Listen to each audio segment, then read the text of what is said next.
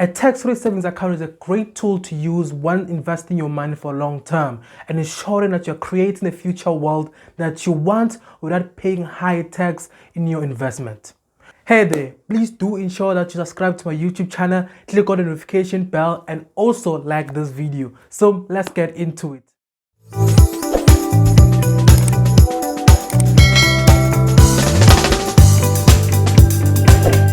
Hi there, I'm Tfsa and welcome to my channel. On this channel, we talk about everything personal finance, self-development, and law. And today we're diving deep into a tax-free savings account and why it's so important to starting your journey to financial freedom and financial wealth creation that you understand the importance of a tax-free savings account. The term tax-free savings account actually is misleading because it gives people the impression that the tax-free savings account is a normal savings account that you just don't pay tax on. While when you look at the way it's structured, you will see that a tax-free savings account is actually an investment account that works to your benefit.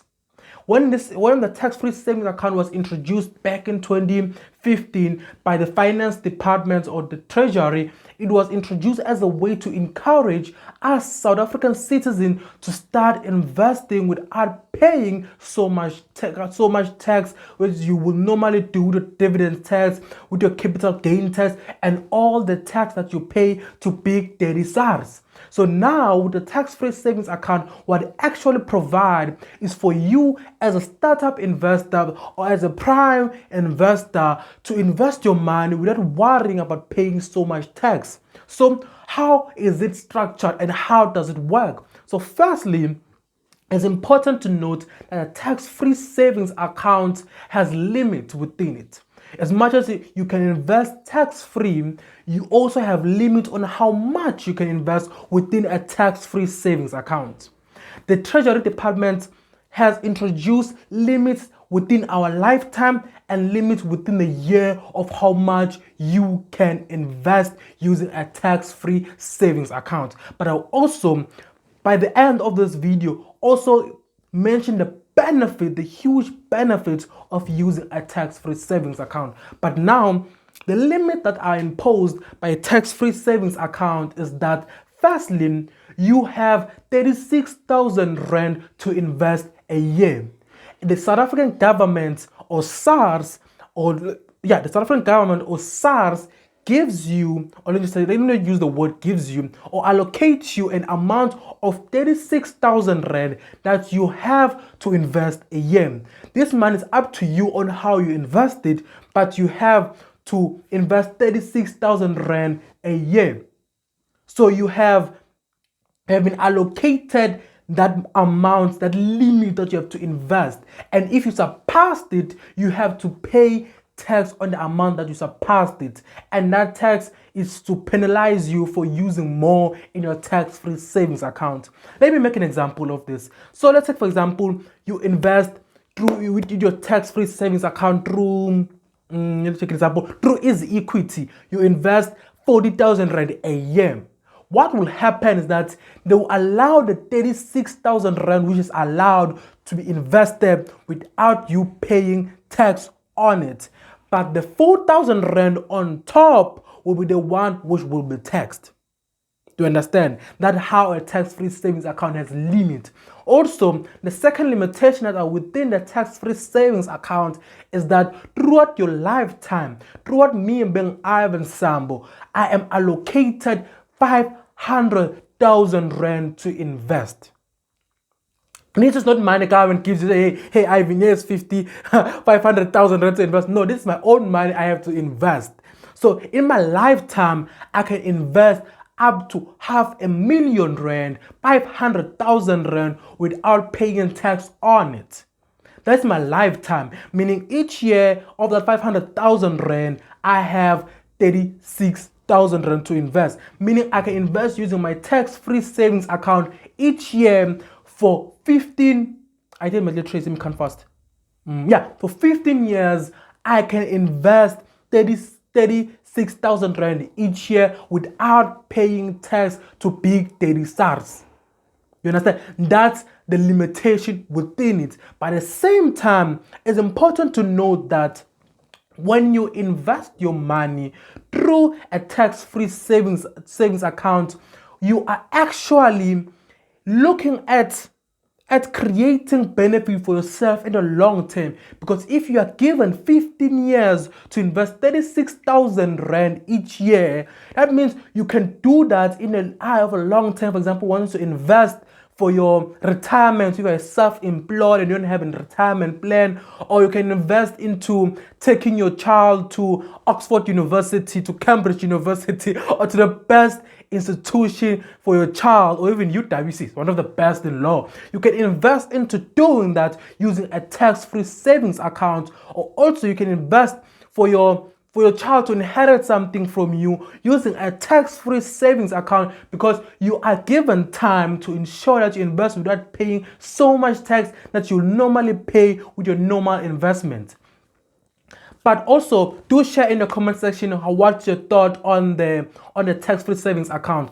One of the opportunities that are provided by a tax-free savings account is that it's a long-term approach into investment, because of the way it is structured. As I've mentioned before, that it's structured in a way that, number one, gives you 15 years to invest 36,000 rand each year, and within your lifetime, you must invest 500,000 rand without paying tax. This is so much of a benefit to us as people, because number one, we can now invest for our retirement, to invest for whatever we want to invest for in a long-term approach without paying tax on it. At the same time, whatever gains or benefits that you reap from your tax-free savings account investments, you do not pay tax on them, even if they surpass the limitation that is given to you by a government. Let me make an example of that. Let's say you invest 36,000 rand a year, and within that year, when you invested 36,000 rand, your investment portfolio within your tax-free savings account goes beyond that, goes to 50,000 rand. You will not be taxed for the gains of that investment, but the only thing you'll be taxed for is the money that you put in that is above the 36,000 rand. But the money that grows within the tax-free savings account, even surpass the 500,000 lifetime bracket that you are given or limitation, you will not be taxed on it, but only the money that you put in that surpass the limitation you will be taxed on. And also, the way it's structured is that we need to confuse it. I know the name savings within there, but let's not use our tax-free savings account as savings or as emergency fund or as opportunity funds. Let's not do that. I was reading on Twitter a couple of weeks ago that there actually are people who are using their tax-free savings accounts as emergency fund. This creates a dilemma and a problem for you as an investor, as someone who's trying to create future wealth for yourself. Number one, an emergency fund is structured as a way to protect yourself currently if there's any emergency that pops up. Meaning, if in your tax-free savings account for year 2020, you are given 36, or you are allocated to invest 36,000 rand, you have to take money from yourself and put it there and say, this year I'm investing 36,000 rand. But an emergency comes along and you take out 10,000 rand. You have lost the 36,000 rand bracket that is tax-free. If you want to put again that 10,000 rand back, because now you have solved that emergency and you have now generated an extra 10,000 rand to put in a tax-free savings account, you cannot do that. You cannot, because now that 10,000 rand will be counted as adding to the initial 36,000 rand that you put it there. Yes, you may have withdrawn the 10,000 rand to cover that emergency that you had, and in order to put it back there, it will not count as part of the initial 36,000 rand, but will count as adding to the top of the 36,000 rand, and you will be taxed on it. That's why you don't need to use your tax-free savings account as an emergency fund or as an opportunity fund, that when you see an opportunity to buy a property and you take your money from a tax-free savings account, and then you go to buy a particular property, then when it starts giving you gains, then you want to put there in your tax-free savings account. That doesn't work. It goes against the principle of a tax-free savings account, because the way it's structured is for long-term view, that I'm investing for the future Ivan Sambo. So I don't pay tax now while using that. So that's why it's a huge benefit to ensure that when you do your financial plan and you're planning for yourself in the future, a tax-free savings account is structured in a way that you maximize the benefit of it and you maximize the protection that it gives you of not paying tax. Instead, then when you want to do your other emergency funds, your opportunity fund, your normal day-to-day saving, you use traditional means of saving and not the tax-free savings account, because a tax-free savings account is really important, especially for beginners in the investment field, that they use it for investing in the long term. And also, when you're a DIY investor, I know a lot of us are DIY investors, we do it ourselves. We also do understand that other platforms do offer a tax-free savings account, but you must understand that not all investment would fall part of a tax-free savings account. So you need to ensure you do your research properly, and also it's so important to do your research properly. And also, one thing I'll always advise is that when planning your investments and how you're going to invest and how you need to put money to your tax-free savings account, that's money you want to use in the next 15 or 20 years, whatsoever investment plan that you have. And also, tax-free savings accounts are available from your normal banking industry giants, or even the small ones. They offer it. Your trading platforms, they offer a tax-free savings account. Your investment companies, they offer a tax-free savings account. But also ensure you do your research properly. If this thing in my financial plan, does this asset I need to acquire for my investment fall part of my 5-year investment plan or my 10-year investment plan?